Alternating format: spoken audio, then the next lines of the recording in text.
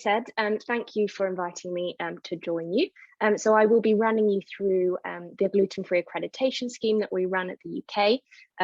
So yeah, I'm Emily, I'm Head of Food Policy. So Coeliac UK, we are the national charity for people with celiac disease and other people following a gluten-free diet in the UK. And we have a membership base of around 65,000 as well.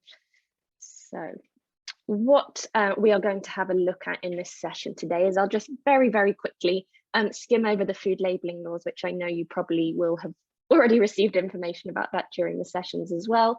I'll then go through our accreditation scheme, how we developed it, the research behind it, what it involves and how we accredit venues across the UK. We'll then look at the benefit to both the caterer and the consumer and what it means. And we regularly do eating out surveys with our membership. As I said, we've got a membership base of 65,000, so we do get some good feedback from our members. So I'll share some of those stats with you as well. And then finally, just ending on some feedback that we get from caterers who are involved in the scheme, who are some of our accredited venues and what it means to them. So just starting with food labelling laws, so specifically, obviously, looking at the non-prepacked food area. So in the UK, we've adopted EU legislation. Obviously, we have left the EU, but we still are abiding by the EU laws. They've just been translated into the UK. So I'm sure that applies to most of the countries here as well. So provision of food information to consumers is that piece of legislation that dictates how the consumer should be accessing allergen information. So what we're talking about here is the presence of allergens, so how they can access that information. So when you're in a catering setting, whether that is in a private restaurant or hospital or school, for example, you can access that through a variety of means. So it might be provided in written format on the menu, so it could be labeled gluten-free, or the consumer can access it verbally, so the food business can provide it verbally. But where it is provided verbally, there must be some signposting in place so that the consumer knows where to find that allergen information. So there might be a little stand up that says, please ask a member of staff about allergen information. So that is the first piece. The second piece of legislation I just want to refresh your memories on is gluten-free. So there's a separate law for gluten-free that came into force in 2012 and is quite appropriate for this presentation because it explains why we developed the gluten-free accreditation scheme. So this gluten-free law sets out the rules about how you as a food business can label foods as gluten-free, and it's covering the absence of gluten in food at a set threshold.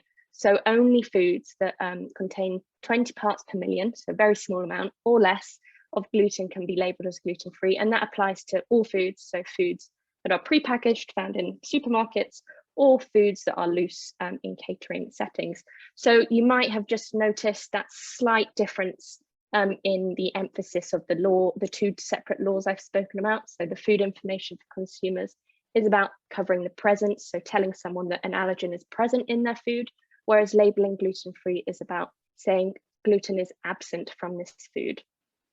So that leads me on to the development of the gluten-free accreditation scheme in the UK.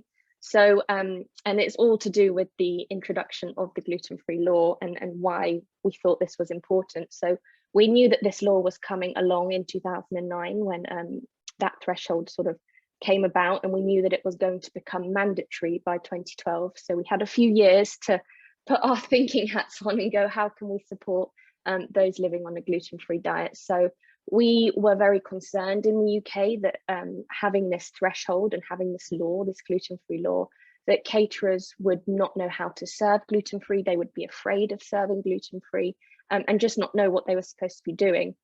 So we felt that it was really important to address this.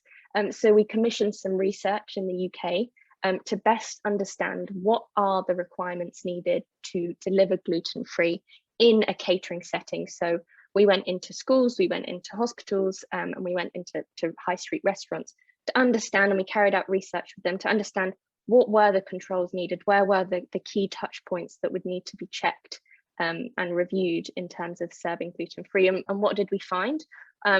Luckily, we found that serving gluten-free was very much possible. That one of the key areas of, that was really important was communication. So that communication between the customer and the members of staff, so front, back of house, whatever environment that might be, whether you're in a school or a hospital as well. Good hygienic practices you would expect, and good management of gluten within the kitchen. And we'll go through those in more detail in a minute. And then the results also identified sort of these common practice areas of what you should be doing. There's a little bit more to the story than that. So on the back of all of that research, we were able to put together guidelines and launch our accreditation scheme. But a year or so later, we were still getting very specific questions from the caterers that we were working with around flour. So loose flour is obviously a very, very high risk ingredient within a kitchen environment. So we commissioned some further research to really understand how dangerous flour is in an environment such as a kitchen. So we commissioned this secondary research project, working with experts within the field. The project was essentially throwing flour around a kitchen to understand how far it could travel, what conditions would make it worse. So fans, we looked at sort of the different factors, so time and barrier segregation. And what we found is we found this 2-meter rule was very effective. So making sure that if flour is being used at the same time as preparing gluten-free, that having a time barrier and distance segregation was a way of minimizing the risk of cross-contamination. So having 2 meters, having barrier, and then the third one was time. So if you can, the best rule is don't produce gluten-free at the same time as handling airborne flour. So our advice at Coeliac UK is if you are handling a lot of flour daily, making cakes or bread, is to do the gluten-free preparation before you start handling flour. And there's other ways to manage it as well. So we launched our scheme back in 2012. We have now, it's been running 10 years. So it's our 10-year anniversary this year. And we have these principles that all of our accredited venues, there are around 3,000 across the UK, must abide to. We have our own audit standards. So we're auditing all these venues on an annual basis. So these are just some of the areas that the audit will look at. It goes into finer detail than this, but these are sort of the key areas. So that communication piece, we're looking at how the consumer is receiving information about the gluten-free status of the dish. Is it labeled on menus? Are they receiving effective communication with staff? Choosing and using the right gluten-free ingredients. So how are food businesses identifying safe products that they can be using in their kitchens? Clearly labeling of menus is really important as well. Cleaning, general hygiene of utensils, personal hygiene surfaces. So one of the requirements with our standard is to do a 2-stage clean down before preparing gluten-free, making sure that the area is nice and sanitized.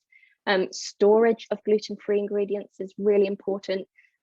So storing gluten-free above gluten containing to prevent the risk of cross-contamination. And I think this is sort of the key thing.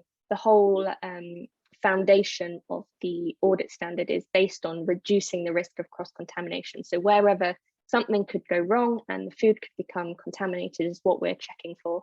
Prepping and cooking, so the main one.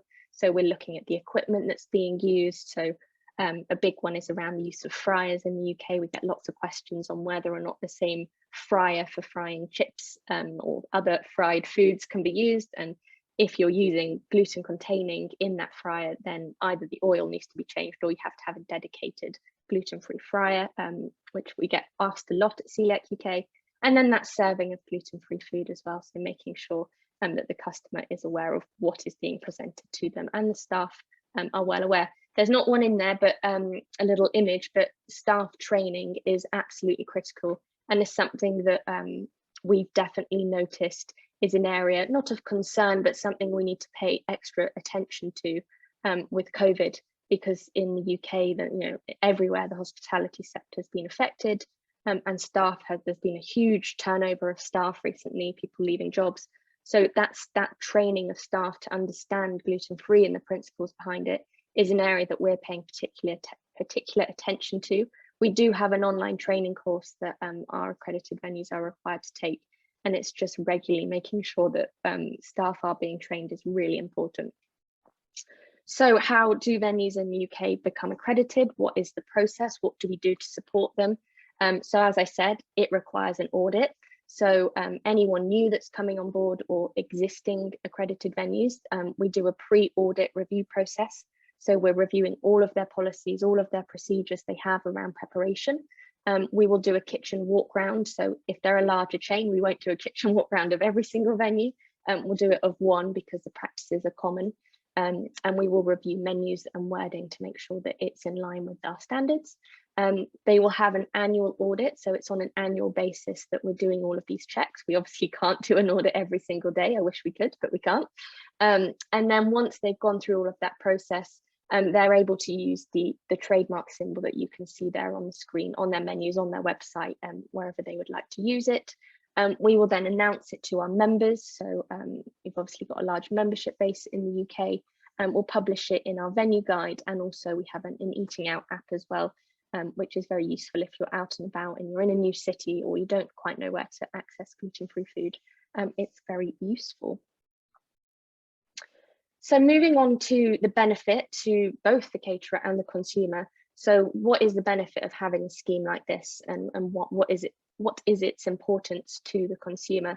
So I think fundamentally it provides this framework for managing and controlling gluten-free. So the business knows exactly what they're supposed to be doing. It's set out in a clear process, and so they know what they should be doing. So that should be providing the business with confidence that they know that they're following this set of rules, which has research behind it. We also take samples. It's not part of the scheme. The scheme owners, the accredited venues don't pay for that. We do that as part of our due diligence, but we've got a huge amount of evidence to say if you follow this framework, we know that the gluten-free dish at the end is gluten-free and less than that 20 parts per million. It's obviously a huge benefit to the consumer. It allows them to eat out with confidence because they know that a third party has, Coeliac UK has been checking, they've had an independent verification of the processes, so it does give them confidence as well, and assurance that it's prepared to this set standard. I think showing that your business is committed to serving gluten-free, committed to this set of standards is a huge benefit, above and beyond what other food businesses are doing around you. We know from our members, so I'm going to share with you some stats, but we know that 70% of our members are more likely to visit an accredited venue because of that reassurance behind what those checks are doing, because they know if they go in that member of staff understands what it means to be gluten-free, and then illustrates that the staff are trained and understand that. So that's probably why they are more likely to visit an accredited venue. And there's lots more benefits, I'm sure, but those are the main ones. So some interesting stats that you might find useful or enlightening. So 80%, so these are, we do various eating out surveys, normally on a biannual basis. We haven't done one in a while because of COVID, so hopefully we'll do another one later this year. So 80% of Coeliac UK members confirm that when they eat out with other people, their need for safe gluten-free options determines where they eat. So if you're providing gluten-free and you're saying, I'm doing the best I possibly can, it's not just that person that's following the gluten-free diet that's going to visit your venue, it's also their family, their friends, and more often than not, they're going to go back and eat there more regularly. So if you can get that one person on a gluten-free diet coming to your venue, you're probably going to get a huge amount more than that. It's not just that one person. We know that on average, it's 10 to 20 pounds per cover from what we've deemed from our members. That's what they'll spend. Obviously people go out, they don't always eat by themselves, they go out with friends and family, like I've said, and 74% they said they would eat out every 2 weeks if more gluten-free options were available.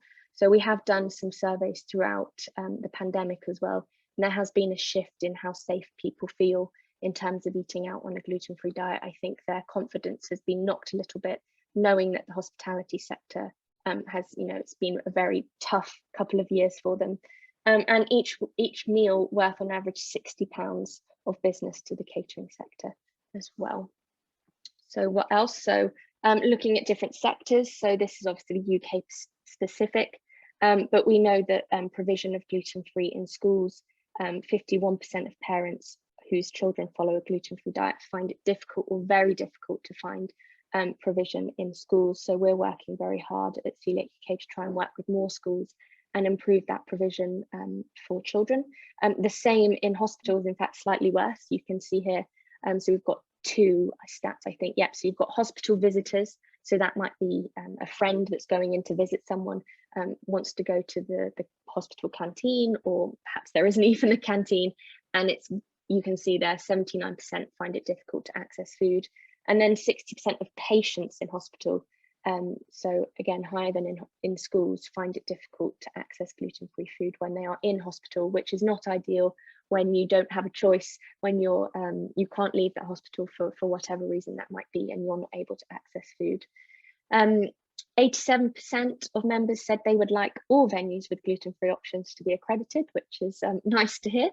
And 82% said they are more likely to revisit, so I mentioned that on the previous slide, revisit an accredited venue. So I think that just goes to show that if you have a status, or you can show that you're meeting a required framework, people are more likely to revisit your venues because they feel safe there.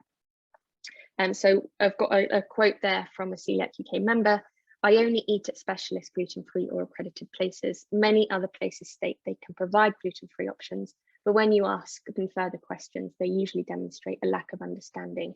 So that's where I mentioned the staff training is really important. So making sure that your staff understand what celiac disease is. I think we've all been in situations in Coeliac UK where people don't even know what celiac disease is. So training your staff is really important.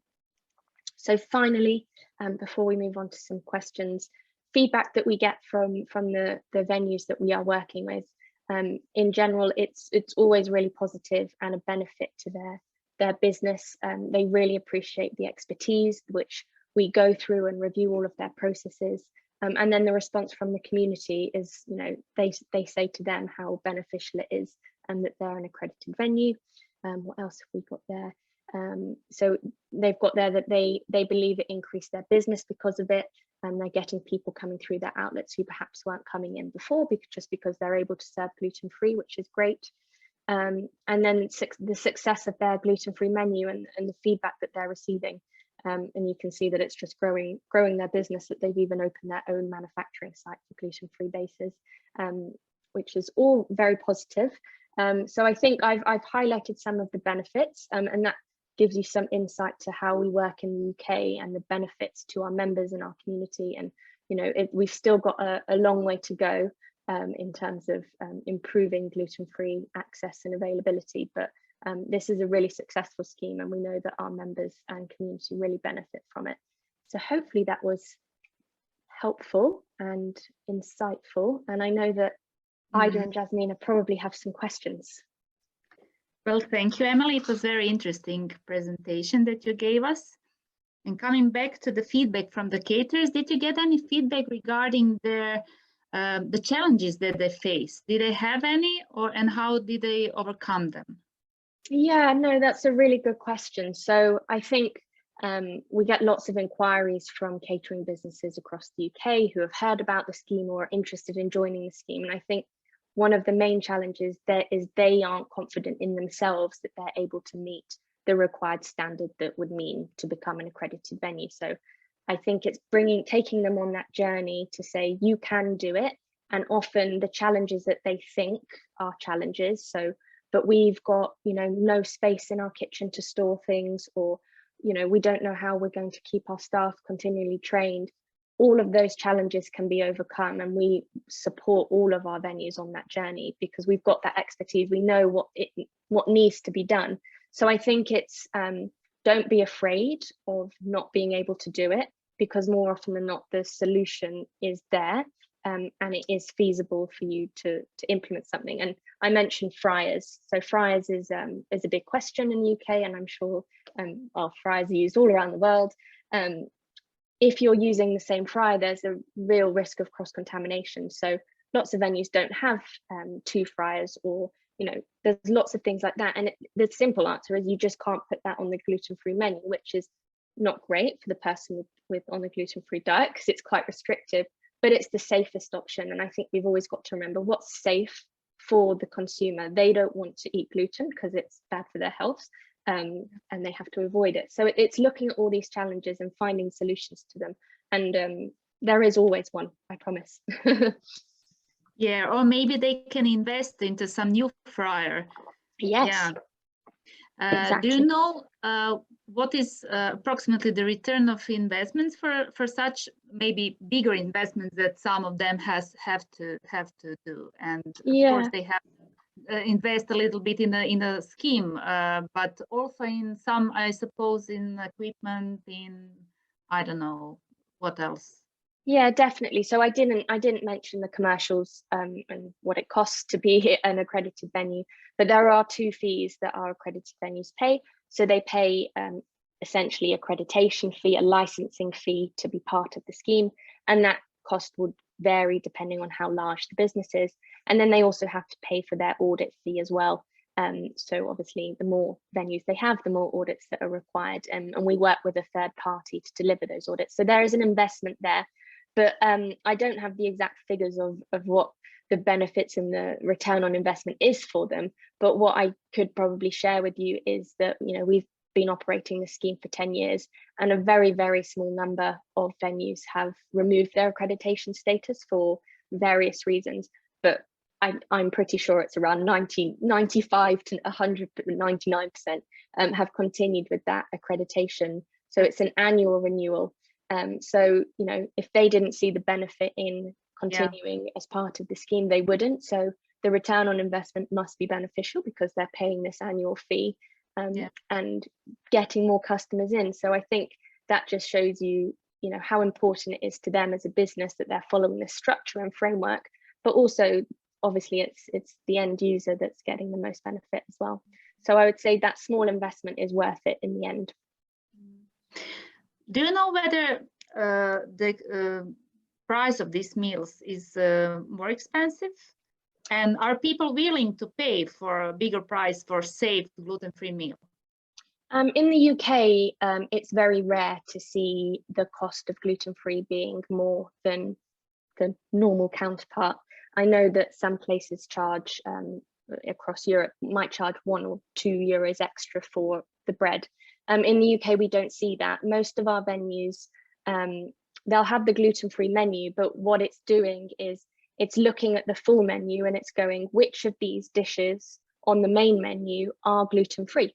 So there's no need to charge more for the customer that's gluten-free when they're already serving the meal in the first place, because those processes that are in place, they shouldn't come at an extra fee for the end user. So we don't see that very often in the UK. That I'm sure there are places that are charging a little bit extra because the cost of ingredients is a little bit more. As we all know, the cost of gluten-free bread is more expensive and things like that.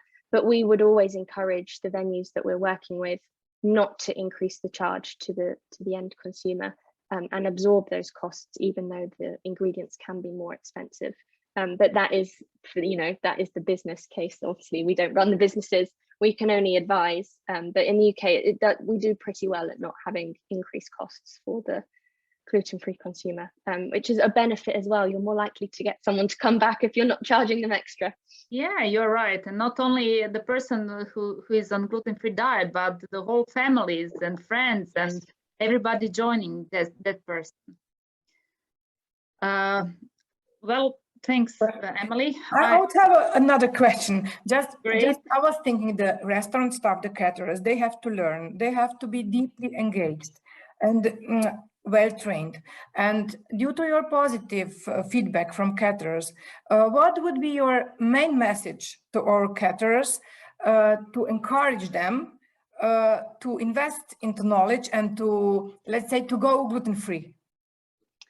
I think my main encouragement is, if you are a food business, and if I was running my own food business, I have a responsibility to be able to cater for whoever comes through my doors. And I would want to make sure the environment that they're in is safe and that they feel comfortable eating there. So I would want all of my staff to understand the regulations, the requirements, to not take shortcuts. And that small investment in training in the long term could prevent all sorts of issues happening, whether that's microbiological, all sorts of food safety issues that are going on within a food business. And I think it's such a small investment to train your staff and educate them, and you yourself as a business owner, to really understand what it means for these people. That it's not their fault that they have to follow these special dietary requirements, whether you have a food allergy, whether you've got celiac disease, whatever it is. Someone should feel safe coming into your venue, and that you understand what it means to prepare them food. So I think that small, it doesn't take long. You know, there's so many training courses. We've developed one. I'm sure there's lots available, to just make sure that that is mandatory for any member of staff that's going to be serving food to your customers coming into your venue. I think it's really important. Thank you. Thank you very much. Thank you, Emily. Thank you for giving us such an interesting insight into the UK gluten-free accreditation scheme and your experiences. Hopefully that will motivate our caterers and everybody working with food in some maybe public or institutional kitchens to proceed and to provide such meals for their customers, people who they are in charge of and taking care of. Thank you very much once again. Thank you, Emily. Thank you you for being our guest today. No problem. Thank you.